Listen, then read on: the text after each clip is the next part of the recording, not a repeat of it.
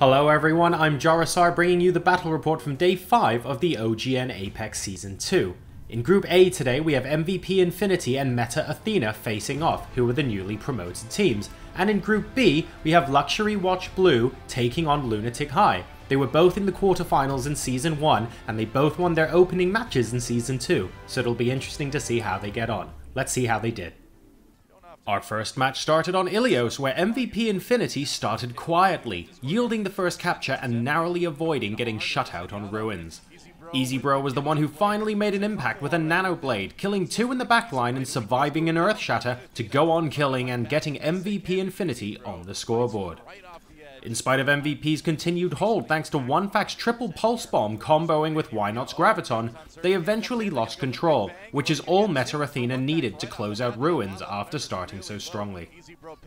EasyBro and company made sure they didn't put themselves in a hole that they weren't able to climb out of on Lighthouse by getting the early point capture. They continued to hold until 50%, where they fell short of defending against the wave of Meta Athena ultimates. From there on out, MVP were unable to re-secure and properly defend the capture point, allowing Meta Athena to go 1-0 up in this best of 5 series.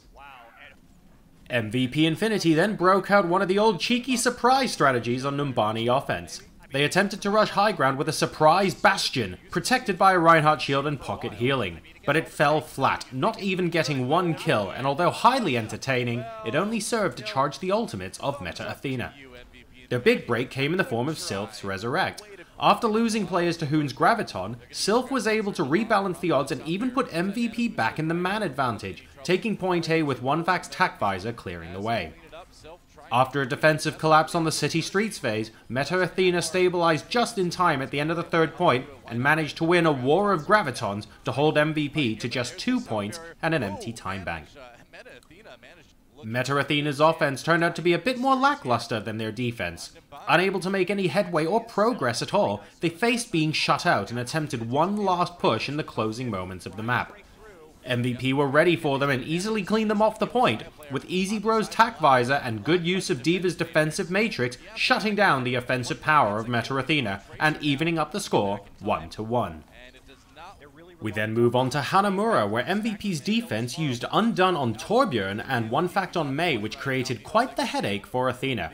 They attempted to counter the composition by first using a Pharah and then further adjusting by adding a Widowmaker, but they still struggled to capture point A until the final seconds. Their point B assault, however, was the exact opposite. They rushed in with an overcharged Hoon on Zarya, who only needed his Graviton in the presence of his team to capture point B immediately. The DPS combination of OneFact on Tracer and EasyBro on Genji made quick work of the defenders on point A on the other side, but began struggling during the 2nd point, resetting time and time again, including via a 4-man pulse bomb thanks to Sayaplayer tossing it into a Graviton. It wasn't until the defense of Meta Athena overextended that MVP found their opportunity to get their positioning on the point. Overtime was in progress, but EasyBro built up his ultimate in time to help his team clear and unexpectedly capture point B.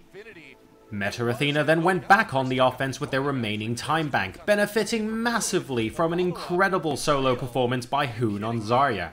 He managed to get 4 killing blows on the point and notch up another map on the scoreboard for Meta Athena. MVP pushed the payload on Route 66 relatively uncontested with the help of early picks through to 1st. But as the gate opened, they faced down the barrel of Sayaplayer's Peacekeeper, who manages to kill 4 with Deadeye and reset the offense. They got back on track though with constant payload presence. OneFact on the high ground was able to pick and choose his targets, and eventually earned the team the 2nd checkpoint with tactical visor kills. The momentum continued for the offense. Despite another 2-kill Deadeye from the defense, they rallied back and pushed to the end. The aggressive defense from MVP Infinity refused to allow the offense to turn the first corner in the road by Big Earls, and forced Athena to reconsider their composition choices. Sayaplayer ended up switching to Widowmaker and in a stunning display, landed 2 incredible headshots one after the other, finally opening up the defense, with Hoon following up via a Graviton triple kill. Sadly though, the progress came too late and they were unable to capture the first checkpoint. This means the scores were now tied up 2-2. Our deciding map was King's Row, where the Meta Athena defense stood tall on point A, repelling attacking waves each time as MVP simply built and stockpiled ultimates. With the Graviton Dragon Strike combo locked and loaded, MVP Infinity finally made their attempt on the point. WhyNot launched the Graviton right into the defenders, and EasyBro let loose on the Dragon Strike for point A to fall. Although MVP Infinity maintained some level of momentum during the Streets phase, their offense ultimately stuttered to a stop just short of the second checkpoint, thanks to a Diva bomb from Libero and great tank play from Hoon and Alpha on the card.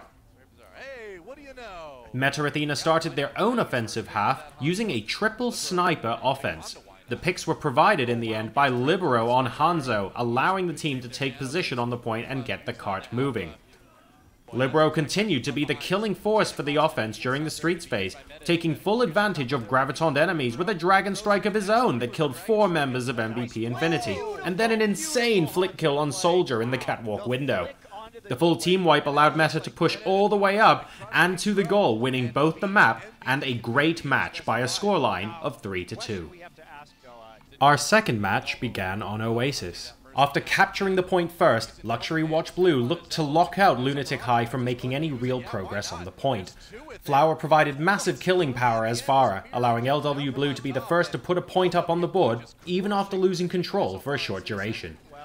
University started better for Lunatic-Hai, mostly due to Miro building an Earthshatter very quickly and going wild on LW Blue.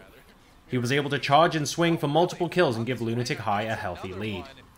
The map ended like it started, with fantastic tank play from Lunatic-Hai. Zunba showcased why he's one of the premier Zarya players, defending the point in overtime against all odds until his team fully reinforced and could kill off the staggered members of LW Blue. This tied up the map 1-1. LW Blue came back strong after losing University, not only to get the first capture, but to relentlessly hold on for the full duration of the match. Flower again on Pharah provided pick after pick via crucial environmental kills and direct rocket shots to cripple any real offensive attempts Lunatic-Hai put together. But Lunatic-Hai's offense really came alive on King's Row. Zunba led the charge on point A, pushing the defenders back, trapped into a Mei wall, and providing the kills that would get the cart in motion. Streets phase didn't start much better for LW Blue, who opted to use Meko's Graviton and Flower's Blizzard, but got wrecked by WhoRU's Dragon Blade instead. As the cart neared the final checkpoint, the stars for Lunatic-Hai rose to the occasion. RyuJeHong slept a nano-boosted Flower mid-Deadeye, and the defense of LW Blue still had no answer for WhoRU unleashing yet another critical Dragon Blade, slicing through their roster. During LW Blue's offensive push, they easily captured point A and pushed through to the second checkpoint with the help of Flower, landing arrow after arrow and a zoning Dragon Strike that put the defense on their heels. The defense stabilized finally near the end of the third checkpoint thanks to Zunba on Zarya, landing a big Graviton and having the energy to follow it up himself to reset the attackers, but only for a moment, as the next push proved to be too much for the ult-exhausted defense to hold up against. With their remaining time bank now, Lunatic-Hai was able to capture point A but not push the cart any considerable distance. Their defense was shaky, but RyuJeHong's Ana always proved crucial in stopping the offense in their tracks. Esca's tactical visor from the high ground was the final nail in the coffin, ending the map with a triple kill and evening the scoreline 1-1 going into map 3. We move on to 2 capture point now, as LW Blue's aggression and patience on point A of Temple of Anubis paid off. Even after losing members to Esca's tactical visor, they were able to rally on the point and outlive the defense's reinforcements, so they could shift their efforts towards point B. 2CP gameplay came to the fore as the defense was able to turtle and survive fights with reinforcements. This, in combination with a standout performance from WhoRU's Genji, resulted in a point B hold. On the flip side, Lunatic-Hai made quick work of capturing point A, but then faced the dreaded point B. After numerous attempts, Zunba and Miro, who swapped to RyuJeHong for the final pushes, were able to clear off and hold position on the point, badgering reinforcements away and winning the map for Lunatic-Hai. Saebyeolbe's Tracer helped LW Blue capture the first checkpoint on Gibraltar quickly, but couldn't yield any real effectiveness during the shuttle phase, unable to kill RyuJeHong on Ana against seemingly huge odds. The defense of Lunatic-Hai continued to put faith in WhoRU's Genji, and it endlessly paid off. WhoRU's name constantly filled the kill feed, with his Dragon Blade always finding kills, hamstringing the offense in the final stages. Flower, now on Soldier, was able to control the high ground as the cart approached the finish, and a well-timed tack visor gave the tanks below him control over the point, allowing LW Blue to finish the map, putting pressure on Lunatic-Hai's upcoming offensive half.